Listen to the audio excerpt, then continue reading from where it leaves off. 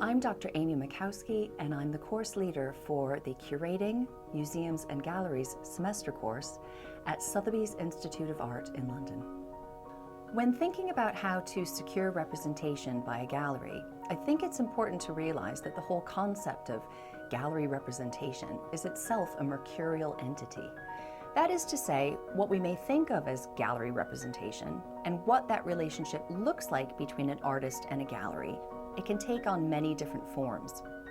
For instance, a gallery may carry an artist's work for just one art fair, or it may have a longer-term plan in place that could include one show a year for an artist over a fixed period of time. There are certainly pros and cons to being represented by a gallery, and some professionals in the art world would even argue that as an artist, you are your own best self-promoter and therefore your own best salesperson. But those types of skills vary from person to person, and collaboration with a gallery can provide artists with invaluable logistical, promotional, and financial support to develop their professional reputation, reach their audience, and have their work purchased or commissioned. So, here are some points to consider when thinking about seeking representation with a gallery. Identify your goals. Be sure to think carefully about what you hope to achieve in forming a relationship with the gallery. Are you looking for critical recognition or financial return? For many artists, they may be looking for an additional rather than primary source of income from their work. Might you be looking for opportunities to become more embedded within the art ecosystem so that you can pursue collaborative work with gallerists and other artists? Or do you want to expand your audience? Think about whether your work would appeal to a local, national, or international audience. If your work is specific to a place or a certain community's interests, it may be best suited to a gallery that is situated within that locality, selling to residents and visitors. Alternatively, having your work exhibited by a gallery in art fairs in different cities, alongside the work of artists who are more established, can help build an audience capable of supporting your work in a more sustainable way. Once you've identified your goals, you're better equipped to do your research.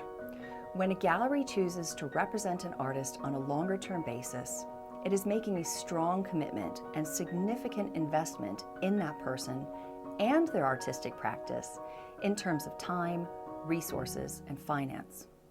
By doing in-depth research into galleries, you are demonstrating that same level of commitment and ensuring that you find a good fit for you and your work. Using the criteria that you've set when identifying your goals, you can look for a gallery which shares your ambitions.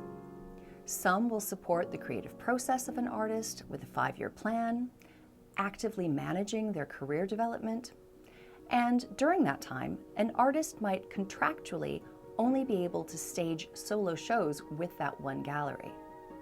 Whilst other galleries are focused on being more of a retail outlet and offer a more limited relationship, but also a range of services to artists. This may be preferable for both parties, enabling them to be more responsive to market trends and have the freedom to work with other people. This type of information may be clear from a gallery's website, or you may need to speak with someone over the phone to ask a few questions, which is the best way to glean the information you need quickly. A phone call will also enable you to ask who the best contact might be to send invitations to, making sure that you get through to the right person when the moment comes. In addition, look for galleries that represent similar types of artists or those which carry work of a similar scale, media, or genre. So for this reason, it's important to know your market and be present. Keeping up with the latest events and trends in the art world will help you to shape and maintain a clearer picture of where your own place is within it. Just as you are browsing websites and a variety of resources such as ArtViewer and Contemporary Art Daily, or Artsy and the Art Newspaper, so gallerists are doing the same. Establishing and maintaining your own strong digital presence is an asset, whether it's joining an online platform or posting on social media. Though Instagram is used by many gallerists as a source of information on artists that they're interested in, many would argue that creating your own website is even more integral. Keep it simple, with a clear and modern design, high-quality images, and a succinct, up-to-date artist statement. In her book, How to Write About Contemporary Art, Gilda Williams' chapter on How to Write an Artist Statement offers an invaluable guide to writing a text that will reflect on your practice and attract interest in your work.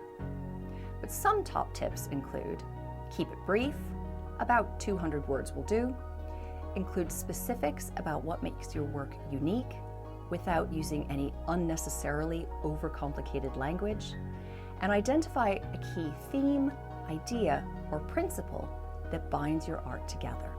Start conversations. Instead of asking, how can I find a gallery to represent me and my work, I think it's worth approaching that question from another angle and exploring how galleries find artists. Where do they look? And do you inhabit those spaces? Sending unsolicited, impersonal emails or turning up to a gallery with your portfolio will get you nowhere. Instead, making a personal connection with a gallerist is the single most significant thing you can do, and this almost always starts with a conversation. The context for these conversations is important as well. As a student, your graduate show is a key moment, but your interim show is as well.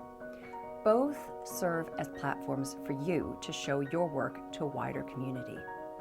It's also the best opportunity to directly contact galleries and curators with a well-written, concise, and personal email that includes an image of your work, inviting them to the special preview of your final show.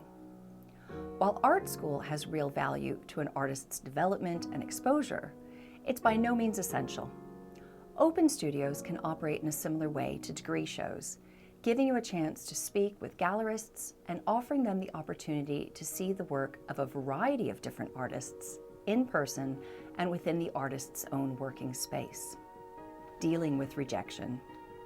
Galleries expressing that they aren't interested in carrying your work or building a more formal relationship with you is inevitable, so try not to take it too personally.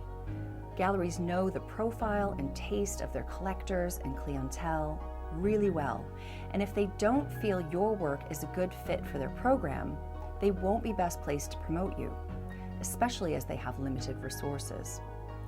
Learn from every experience, keep going, and you will eventually find the right fit.